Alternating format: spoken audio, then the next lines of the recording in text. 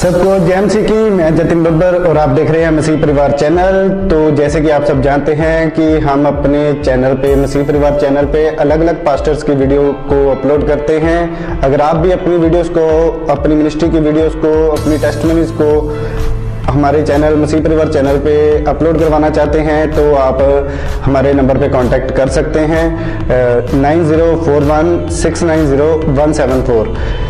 तो अगर आपको हमारा चैनल अच्छा लगता है, अलग अलग पास्टर्स की वीडियो देखना अच्छा लगता है, ब्लेसिंग अगर आपको चाहिए तो आप हमारे चैनल को सब्सक्राइब कीजिए, लाइक कीजिए और वीडियो को ज़्यादा से ज़्यादा शेयर कीजिए।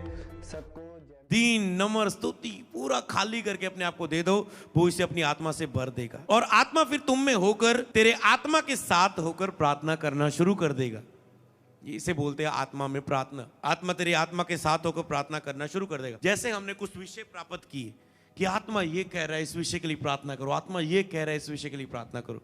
कुछ आत्मा की सहायता से हमने प्रार्थना की, कुछ अपनी इच्छा के अनुसार विनती और प्रार्थना की, प्रभु इन्हें दे दो, प्रभु इनके लिए ये कर दो, प्रभु ये लोग ठंड में आए हैं, प्रभु इन पर दया कर दो, प्रभु जी समझ पा रहे। ये आप प्रार्थना करते, कुछ आत्मा में आपको विषय मिलते हैं, आत्मा आपके साथ होता है। ओके, और फिर आत्मा की प्रार्थना की शुरुआत होती है जो परमेश्वर के हृदय तक पहुंच के परमेश्वर के प्रेम को महसूस कराती है। आत्मा की प्रार्थना क्या है? जो परमेश्वर के हृदय तक पहुंच के परमेश्वर के प्रेम को महसूस करवाती है।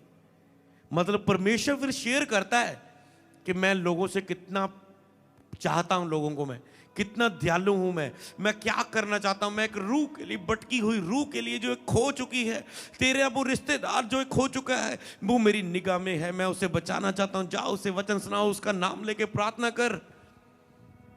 तेरे जो घर के पड़ोसी वो बीमार, हमेशा दुखी रहता है, उसके लिए जा कुछ कर, उसके लिए प्रार्थना कर, उसे सुसमाचार दे। आप परमेश्वर के हृदय को पूरे देश के लिए, विश्व के लिए, कलीसिया के लिए जो परमेश्वर को चिंता है, देख मेरे भवन में ये काम रुका है, चल उस काम के लिए तू जाके बो।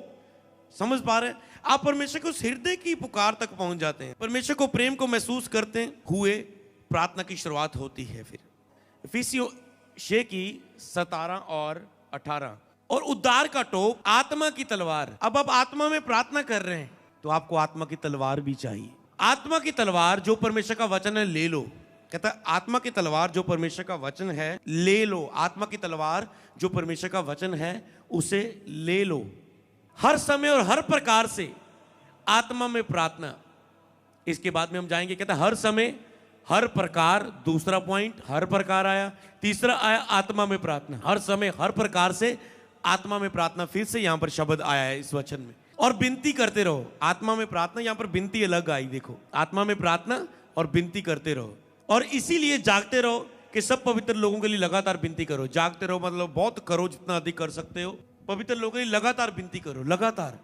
आपको क्यों लगातार प्रेयर चाहिए? प्रार्थना योद्धा की प्रेयर लगातार होनी चाहिए। लिख लो क्यों आपको रोज आधा घंटा, क्यों महीने बाद आपको नहीं बुला लिया कि जितने प्रार्थना योद्धा में आना चाहते हैं बस आपको महीने में एक बार आना है। नो, आपको रोज लगातार जो विषय यहां मिल रहे, जो आपको आत्मा दे रहा है।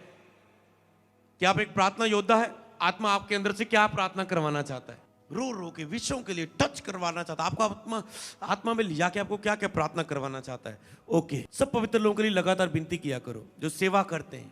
प्रभु सारे सेवादारों के लिए प्रार्थना कर दे, जो फुल टाइम सेवा कर दी, क्वायर टीम लेकर प्रार्थना करते हैं, वर्शिप टीम लिए प्रार्थना करते हैं, मीडिया टीम के लिए प्रार्थना करते हैं, कॉल सेंटर टीम के लिए प्रार्थना करते हैं। प्रभु सारे वॉलंटियर्स के लिए प्रार्थना करते हैं जो सेवा करते हैं। प्रभु टेस्टिमनी डिपार्टमेंट के लिए प्रार्थना करते हैं, तेरे दास के लिए प्रार्थना करते हैं, तेरी दासी के लिए प्रार्थना करते हैं। खुदाबंद परमेश्वर प्रार्थना करते हैं, चर्च के प्रार्थना योद्धा के लिए प्रार्थना करते हैं, चर्च की सुसमाचार टीम के लिए प्रार्थना करते हैं, चर्च के साज बजाने वाली टीम के लिए प्रार्थना करते हैं, चर्च में वर्शिप करने वाली टीम के लिए प्रार्थना करते हैं। समझ पा रहे? ऐसे विनती करते रहो, अधिक से अधिक विषयों के लिए टच करते हुए आपकी प्रेयर लंबी होती जाएगी जैसे विषय बढ़ते जाएंगे और आत्मा में गहरी होती जाएगी। कहते हैं आत्मा की तलवार, वहां कहते हैं आत्मा में प्रार्थना, यहां कहते हैं आत्मा की तलवार वचन ले लो।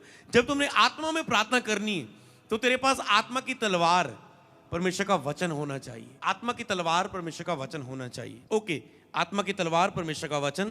अब मैं परमेश्वर के वचन के बारे में पढ़ दूंगा। जब आप वचन पढ़ते हो तो आत्मा किसी भी वचन को रेमा के रूप में उपयोग कर सकता है। जब आप आत्मा में प्रार्थना करते हैं तो आत्मा किसी भी वचन को रेमा के रूप में उपयोग कर सकता है। समझ पा रहे हैं?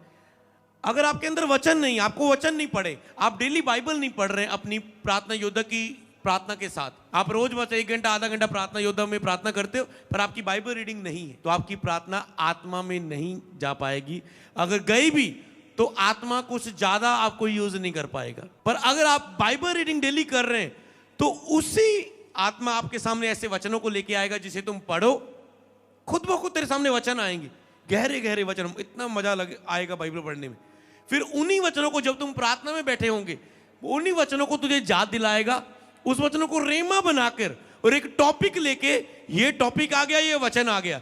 जब किसी टॉपिक पर कोई पावरफुल वचन तेरे मुंह से निकल गया, वो टॉपिक छुआ जाएगा गवाही के लिए यीशु के नाम में। हालेलुया। समझ पा रहे हैं आप रेमा का वचन का मतलब?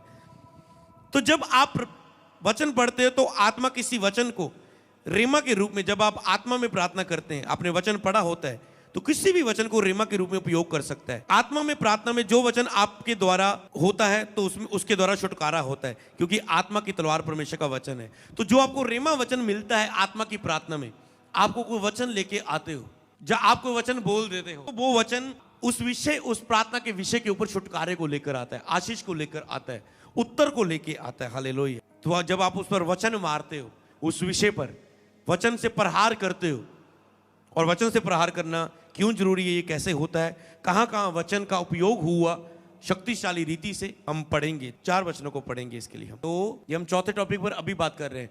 मैंने पहली पुस्तिका में उन सब बातों के विषय में लिखी है जो यीशु आरंभ से करता और सिखाता है। प्रेरितों के काम एक ही एक में आया, मतलब प्रेरितों के काम जब शुरुआत आया, उसने पहले ये बोला कि जो यीशु आरंभ से करता और सिखाता रहा, जो यीशु आरंभ से करता और सिखाता रहा। प्रार्थना योद्धा करने और सिखाने वाला होना चाहिए, सीधा सिखाने वाला नहीं, पहले खुद उस वचन को फॉलो करने वाला। जो भी वचन आपने पढ़ रहे हैं, अगर आपने उसे स्पिरिट में फॉलो नहीं किया, वो वचन रेमा के रूप में आपके लिए काम नहीं करेगा। याद रखो, जिस वचन को आपने अप्लाई नहीं किया, लागू नहीं किया, वो वचन तलवार के रूप में काम नहीं करेगा। आप उसे यूज करेंगे, कैसे देख, कसी हुई तलवार होएगी वो, समझ पा रहे, खुंडी तलवार। अगर आपने उस वचन को अपनी लाइफ में लागू नहीं किया, मतलब आप बोल रहे हैं प्रभु मुहैया करने वाला परमेश्वर है, और रोज पैसे की घटी के कारण चिंता में रह रहे हो, और आत्मा की प्रार्थना में कर रहे हो, प्रभु के वचन में लेकर तुम मुहैया करने वाला परमेश्वर है, तुम सारी घटियों को दूर करने वाला परमेश्वर है, आप उसे अप्लाई नहीं कर रहे, उसके ऊपर फेथ नहीं कर रहे, वो वचन काम नहीं कर रहे। इसलिए जब बाइबल पढ़ रहे हो, केवल नॉलेज के लिए नहीं पढ़ना, मैं ये वचन यूज करूंगा प्रेयर में, ऐसे नहीं। उस वचन को अपने आत्मा में ले जाओ, उसका फेथ भरो अपने अंदर, विश्वास भरो उस वचन के प्रति, फिर कभी भी पवित्र आत्मा उस वचन को विश्वास के द्वारा आपके अंदर से यूज करवाएगा किसी विषय के लिए। ओके, यहां पर उसने कहा यीशु आरंभ से, यीशु के अंदर सामर्थ आई। यीशु के बोलने में, जब यीशु रेमा वचन बोलता था, या जब यीशु ने वचन को यूज किया, काम हुए। पता क्यों हुआ? क्योंकि आरंभ से जो यीशु करता था वही सिखा रहा था। यीशु ने खुद फॉलो किया, सिखाया, इसलिए उसके वचनों में पावर थी। ओके, उस पावर को पढ़ेंगे। यीशु के वचनों में पावर थी। लूका 4:32, वे उसके उपदेश से चकित हो गए क्योंकि उसका वचन अधिकार सहित था। वे यीशु के उपदेश से चकित हो गए क्योंकि उसकी आत्मा की तलवार हृदय गुर्दों को, लोगों के हृदय को छेदने वाली थी। ऐसे ये वचन की प्रार्थना छेदती है लोगों के विषयों को, हृदयों को छेदती है, लोगों के जीवनों को छेदती है। लोग मसीह में आ जाते, जैसे हम यहां पर प्रार्थना कर रहे हैं। ओके, उसके उपदेश से चकित हो गए क्योंकि उसका वचन अधिकार सहित था। अधिकार सहित क्यों था? क्योंकि जो वो करता था उस पे चलता था, जो वो बोलता था उस पे चलता था। सदूकी फरीसी ज्ञान को बांटते थे पर उसमें चलते नहीं थी, इसलिए उनके प्रीच बोरिंग थे क्योंकि वो चलते तो नहीं थे किसी पर, और ऊपर से ज्ञान सिखाते थे, खुद चलते नहीं थे, दूसरों को कहते थे चलो, तो उनका वचन फ्लो से नहीं निकलता था। इसीलिए प्रार्थना में कई बार आप वचन यूज करते हैं, प्रभु तेरे कोड़े खाने से मैं चंगा हो चुका हूं, फिर भी चंगे नहीं होते बिलीवर्स। क्यों? क्योंकि फ्लो से नहीं निकलता वचन, फेथ नहीं है, विश्वास से नहीं भरे हो, प्रार्थना से, वचन से, मनन के द्वारा उस विषय में। जिस दिन वही वचन तेरे कोड़े खाने से चंगे हो चुके हैं, विश्वास से निकलेगा, आप देखेंगे हीलिंग एंटर होती उसी समय, इंस्टेंट, तुरंत, क्योंकि वचन सबके लिए सेम काम करता है। ऐसा नहीं एक के लिए एक बोल रहा है काम करेगा, दूसरे के लिए नहीं करेगा, बस वो विश्वास से बोला जाए।